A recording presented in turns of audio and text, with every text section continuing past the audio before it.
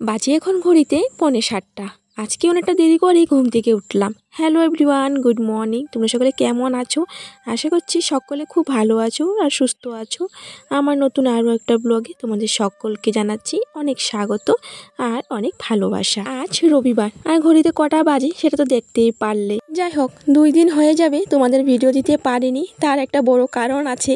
কারণটা হচ্ছে ঋতিকা পাপার ফোনে আর আমার ফোনে, আমাদের দুজনেই ফোনের ব্যালেন্স শেষ হয়ে গেছিলো। মানে আমার তো 350 টাকা রিচার্জ করা হয় আর ঋতিকা পাপার আর কি তার চেয়েও কম। ঋতিকা পাপার 199 টাকার নাকি রিচার্জ করে আর কি, মানে 14 দিনের, আর আমার হচ্ছে 28 দিনের। প্রথম আমার শেষ হয়, তারপর ঋতিকা পাপার শেষ হয়। আমার শুক্রবারে রিচার্জ শেষ হয়ে যায়, ঋতিকা পাপার শনিবারে শেষ হয়।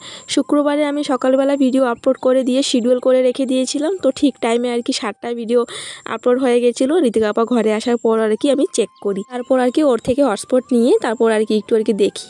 যাই হোক, ঋতিকা পাপা শেষ হয়ে যায় শনিবারে, তারপর তো আর ভিডিও আপলোড করার মতো কোনো রাস্তাই নেই। এই যে এখন রিচার্জ করার পর তোমাদেরকে ভিডিও দিতে পারলাম। শুধু আমার ফোনটাই রিচার্জ করে দিল, ওর ফোনটা এখনও রিচার্জ করা হয়নি। দুইজনের একসাথে রিচার্জ মানে শেষ হয়ে গেলে খুবই কষ্ট হয়ে যায়। তো আমারটাই প্রথম রিচার্জ করা হয়, কারণ আমার তো ভিডিও আপলোড করতে হয়, তাই আর কি। ফোনে রিচার্জ না থাকলে কেমন জানি লাগে, কি যেন একটা নেই, কি যেন একটা শেষ হয়ে গেছে, মানে এতটাই খালি খালি লাগে।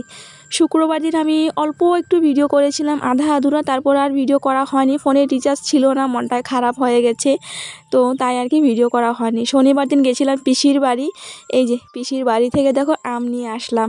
আগে একবার গেছিলাম, অনেকগুলো কাঁচা আম এনেছিলাম, তো শনিবার দিন গেছিলাম, এই যে দেখো পাকা আম আনলাম। অনেকগুলোই আম এনেছিলাম, তো মাও গেছিলো, ভাইও গেছিলো, ভাইও কিছুটা রাখলো, আমি কিছুটা আনলাম। আর আমরা আগের দিন রাত্রিবেলাও খেয়েছি, ভাতের সাথে মুড়ির সাথে এমনি তো খেয়েছিলাম।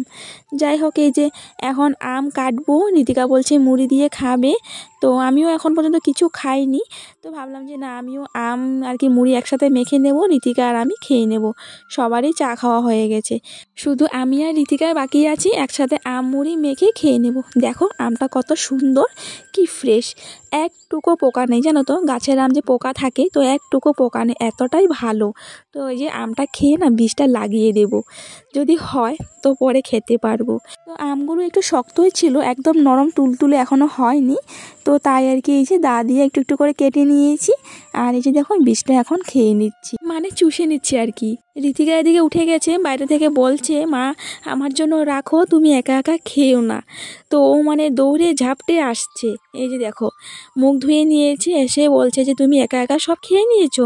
আমি বলছি না, তোমার জন্য রাখলাম তো। এই দেখো আমার হাতটা ধরে ওর মানে নিয়ে গেল, ও খাবে আর কি। খেতে তো পারেই না, এমনি আর কি মুখে ধরে বসে থাকে, মানে এখনও চুষতে পারে না ভালোভাবে যে কিভাবে খেতে হয়। তো নিজের হাতেও খেতে পারে না, নিজের হাতে খেতে গেলে মানে আমটা পড়ে যায়, হাতে ধরতে পারে না ভালোভাবে। তোমাদেরকে দেখাচ্ছে, আবার দেখো আম দেখাচ্ছে। তো দেখো ওদিকে আমটা একটু চিনি দিয়ে আর কি মেখে নিচ্ছি, আর তারপর এই যে দেখো মুড়ি নিয়ে নিলাম। আচ্ছা তোমরা জানিও তো, তোমরাও কি এইভাবে আম মুড়ি দুধ দিয়ে খেতে ভালোবাসো? জানিও, কে কে ভালোবাসো জানিও। আমরা তো ভীষণ ভালোবাসি, আমি আর ঋতিকা দুইজনই। টেস্টি, হ্যাঁ আম মুড়ি টেস্টি। ঋতিকা খাচ্ছে আর বলছে কি টেস্টি, কি টেস্টি, এইভাবে বলছে। যাই হোক, সকালের আমাদের আম মুড়ি দুধ খাওয়া হয়ে গেছে, তারপরে যে কাজে লাগলাম। আজকে সকালের মাই মানে সকালের বাসি বাসন ধুয়ে নিয়েছে, আমি অনেকটা দেরি করে উঠলাম, তো মা আর কি অনেকটা সকাল সকাল উঠেই ধুয়ে নিয়েছে। শনিবারে পিসির বাড়িতে গেছিলাম, আর ভিডিও করা হয়নি, মানে ইচ্ছে করে ভিডিও করিনি। একে তো গরম, তারপর খুবই অবস্থা খারাপ হয়ে গেছিলো পিসির বাড়িতে গিয়ে আর কি। পিসির বাড়িতেও দেখতেই পারো যে কত ছোট আর কি, তো গরমের মধ্যে যে ভিডিও করব একদমই ইচ্ছে করছিল না। আর তারপর আসার সময় আর কি অনেক বড় দুর্ঘটনা একটা ঘটে। আসার সময় ট্রেনের মধ্যে ভাইয়ের মানে শরীরটা ভীষণ পরিমাণ খারাপ হয়ে যায়, জানি না কেন ওর হঠাৎ করে আবারও মানে ওর আর কি স্ট্রোকটা উঠে, মানে ওর যে মানে শরীরটা কেঁপে কেঁপে মুখ টুক তেরা টারা হয়ে যায় যে আর কি, মানে এমনটা হয়ে যায়। তো ট্রেনে আর কি বেশি একটা হয়নি, তো সেন্সলেস হয়ে যায়। তারপর ঋতিকা পাপা আর কি ধরে ডিপুতে নামিয়ে দেয় আর কি। তো মা আর কি ডাইরেক্ট গুয়াহাটি যাওয়ার কথা ছিল, তো মা আর কি না পারতে ডিপু নামে, তো ঋতিকা পাপা ধরে নামিয়ে দেয়। আর ঘরে যাওয়ার পর ভাইয়ের অবস্থাটা আর কি পুরোপুরি খারাপ হয়ে যায়। পুরো রাত্রি জুড়ে মা বসেছিল ওর পাশে, পুরো মানে খারাপ অবস্থা। অনেকবারই ওর এমনটা হয়েছিল, কিন্তু শনিবারে যেমনটা হয়েছে মানে এমন আর কখনো হয়নি। তো শনিবারে ওর বমির সাথে আর কি রক্তও বেরিয়েছে, এমন পর্যায় পর্যন্ত চলে গেছে। আমরা সবাই ওকে নিয়ে খুব চিন্তিত যে কি হবে, ভগবান কেন যে আমাদের মতো গরিবদের এত বড় বড় রোগ দেয় যা ট্রিটমেন্ট করার মতো আমাদের কোনো সামর্থ্যই থাকে না বন্ধুরা। আমার মায়ের আর আমরা দুইজনেরই কপাল একই, ভগবান যে কি লিখেছে আমাদের কপালে, কষ্ট ছাড়া কিছুই লেখেনি। আজকে ভাইকে নিয়ে মা এতটা কষ্ট করছে, ভাইয়ের এমন অবস্থা হয় যা তোমরা দেখলে তোমাদের চোখেও জল চলে আসবে। তো যেমন মা ভাইকে নিয়ে কষ্ট করছে, তেমন ঋতিকাকে নিয়ে আমি, সত্যি ভগবান যে কি লিখেছে আমাদের কপালে, এমন একটা কষ্ট দিচ্ছে যা সারানোর আমাদের সামর্থ্য নেই, যে ভালো ডাক্তারের কাছে যাব, ট্রিটমেন্ট করব, আমাদের সামর্থ্য নেই। আজকে টাকার অভাবে, তো ট্রিটমেন্টের অভাবে ভাইয়ের এই অবস্থা, এই পরিণতি ভাইয়ের। ঠিক সময়ে যদি ভাইয়ের অপারেশনটা হয়ে যেত, তো আজকে হয়তো ভাই ঠিক থাকতো, পুরো সুস্থ থাকতো। এখন যা অবস্থা, তাতে তো এইমস মেডিকেলও বলে দিয়েছে যে অপারেশন করলে অপারেশন সাকসেস হবে না। তো আর কি করা যাবে বলো, চোখের সামনে এইভাবে তরপাচ্ছে, কি বলবো আর কি বলো। ভগবান সত্যি কেন যে আমাদেরকে এই দিনগুলো দেখাচ্ছে, গরিবের ঘরে ভগবান কেন এত বড় বড় রোগ ব্যাধিতে যা ট্রিটমেন্ট করার আমাদের কোনো রকম সামর্থ্য থাকে না। দেখো বন্ধুরা, পুরো ফ্যামিলি যাচ্ছে এইদিকে। এই যে মাগো, আমার তো ভয় করছে যদি আমাদের দৌড়ানি দেয়। এই যে দেখো, বাচ্চা টাচ্চা নিয়ে ফুল ফ্যামিলি লাইন ধরে যাচ্ছে। এই যে দেখো, আমার দিকে দেখে আছে আবার। এই যে এরা জানলা খোলা থাকো। এই দেখো, ওই দেখো, ওই দেখো বাচ্চা সঙ্গে আছে, ওই দেখো, ওই দেখো, ওই দেখো, ওই দেখো, ওই দেখো সঙ্গে সঙ্গে বাচ্চা নিয়ে নি। এখন মাকে আবারও ফোন করলাম, তো জিজ্ঞেস করলাম আর কি করছে। ভাই বলে এখনও সেন্সলেস, বিছানায় পড়ে আছে। মার তো সারা রাত্র ঘুম হয়নি, তো মা আর ঘুমাতেই পারেনি। এই যে ভাই রাত্রিবেলা বিছানা টিছানা বমি করে সব কিছু ভরিয়েছে, তো সব কিছু নিয়ে মা নদীর পাড় গেল ধোয়ার জন্য। আমিও ওইদিকে দেখো রান্না বসিয়ে দিয়েছি, শর্টকাটে রান্না, ঘরে তেমন কিছুই নেই। তো ওইদিকে ভাত আর এদিকে ওই যে ডাল বসিয়ে দিয়েছি, আর করব হচ্ছে শুটকি চাটনি। শুটকিটা ভালোভাবে ধুয়ে কেটে নিলাম, রসুন থেতো করে নিলাম, পেঁয়াজ কেটে নিলাম, আর হচ্ছে একটা লঙ্কাটা অনেক ঝাল। এই লঙ্কাটা হচ্ছে কাপরাঙ্গা লঙ্কা বলে, কেউ নাগা লঙ্কাও বলে আর কি। আর দেখো, শুটকি কাটতে গিয়ে আমার হাত কেটে গেছে, অনেকটাই রক্ত বেরিয়েছে, তাই কাপড় দিয়ে বেঁধে নিলাম।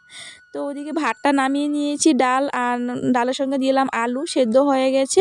আর এই যে শুটকি চাটনিটা দেখো এদিকে বসিয়ে দিলাম।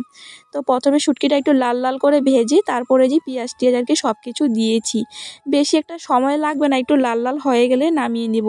একটু ঢাকা চাপা দিলাম 10-15 মিনিট, একদম আস্তে স্টিম দিলাম। এই যে দেখো, এখন লাল লাল হয়ে গেছে, নামিয়ে নেব। একদম শর্টকাট রান্না যে করব ইচ্ছে করছে না, তো করতে তো হবে। আর শরীরটা যেন কেমন লাগছে, নির্ঝুম লাগছে, অনেকটাই দুর্বল দুর্বল লাগছে আর কি। মা স্নান করে নিয়েছে, ঋতিকারও স্নান শেষ। তো মা আজকে পুজোটাও দিয়ে দিল। আমার আর ইচ্ছে করছে না যে স্নান করে এসে পুজো দেই। মাকে বললাম, মা তুমি দিয়ে দাও।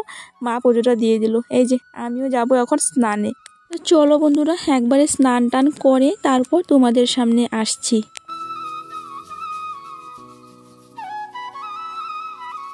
স্নান টান করে বন্ধুরা আধা ঘন্টার মতো শুয়েছি, এখন ভাত খাবো। তো এই যে মা ঋতিকার খাওয়া হয়ে গেছে, বসে আছে, তো আমি এখন খাবো। তো ভাতটা মাই দেবে। চলো, হ্যাঁ। এই যে ঋতিকার এখন গ্লাস নাই, ঋতিকা বোতল দিয়ে জল খেতে পারে, তো তাই যে বোতলে ওকে জল ভরে দেওয়া হয়। ও ভাত খাওয়ার পর নিজে নিজে জল খায়, গ্লাস দিয়ে তো খেতে পারে না। এই যে বোতল দিয়ে খাওয়া শিখলো নতুন করে, ছোট্ট একটা বোতল, এই যে ওর জন্য। চলো খেয়ে নি। ভাত বাজে এখন কয়টা, 3টা বাজে। যে ভাত নিয়ে নিলাম, আলুটার মাখা করা হলো না, কারণ আলুটা এমনি খাওয়া হয়েছে শুটকি দিয়ে। হ্যাঁ, আর দেখো কতগুলো লঙ্কা নিলাম, ঝাল লঙ্কা। কোনটা কোনটা এক্সট্রা রাখা তো নিলে, এটা ডালাতে রাখো এক্সট্রা কইরা। সব দেখো কাপরাঙ্গা লঙ্কা, নাগা লঙ্কা বলে। ইস কি সুন্দর সেন্ট। মা ভাত দেওয়ার কারণটা হচ্ছে বন্ধুরা, স্নান করে এসে মানে স্নান করার পরে আর কি ঋতুচক্র হয়ে যায় আমার, তো তাই আর কি আর মানে কি হাঁড়ি টাড়ি ধরলাম না, আবারও স্নান করব তারপর ধরবো। তো এখনই স্নান করলাম মাত্র, তো মাকে বললাম তুমি ভাতটা দিয়ে দাও, আমি পরে স্নান করব, বিকেল দিকে করব আর কি। চলো খেয়ে নিই এখন, তারপরে আর কি বিকেল দিকে স্নান করব আবার। বন্ধুরা রাত বাজে এখন সাড়ে 10টা বাজে, 9:30 না 10টা বাজে। আমরা যাচ্ছি এখন রান্নাঘরে। তো সন্ধ্যা থেকে শুয়েছিলাম, দুপুরে ভাত খাওয়ার পর বাসন টাসন ধুয়ে আর কি আর আসা হয়নি, শুয়েছিলাম কারণ মন মেজাজ একদমই ভালো না। পৃথিবীতে কি যে হচ্ছে বন্ধুরা, নানা রকম দুর্ঘটনা, প্লেন ক্র্যাশ, আরও কত কিচ্ছু, এসব শুনলে অনেক ভয়ই করে। তো ঋতু আবার কাজ থেকে আসার পর আবারও ও চলে গেল আর কি কাজে, সামনে একটা কাজ আর কি, মানে ছোটো মোটো কাজ আর কি, চলে গেল, এখনও আসেনি। তো আমরা এখন ভাত খাবো। বউ আমটি তো জল দেখে বেরিয়ে গেছে, ওরকম নরমও নাই কিন্তু মানে কসকস বেরিয়ে গেছে। খাইলো, দুধ দিয়া খাইলো। এখন খেয়ে নেবো ভাত। ঋতিকা আপা তো এখনও আসছে না, ওর জন্য ভাত নিয়ে যাব, যদি খেতে খেতে চলে আসে তো খেয়ে নেবে, নয়তো ওই করে নিয়ে যাব। আবার কে আসবে রাত্রিবেলা, 10টা তো বাজে, 10টারও বেশি বাজে। ঋতিকাকে আম আর দুধ দিয়ে মেখে দিলাম, কিচ্ছু লাগে না ঋতিকা আম দুধ হলে। আর আমাদের জন্য এই যে টক ডাল আর হচ্ছে আলু মাখা, এটাই আমাদের রাতের খাবার। খেয়ে নিই এখন।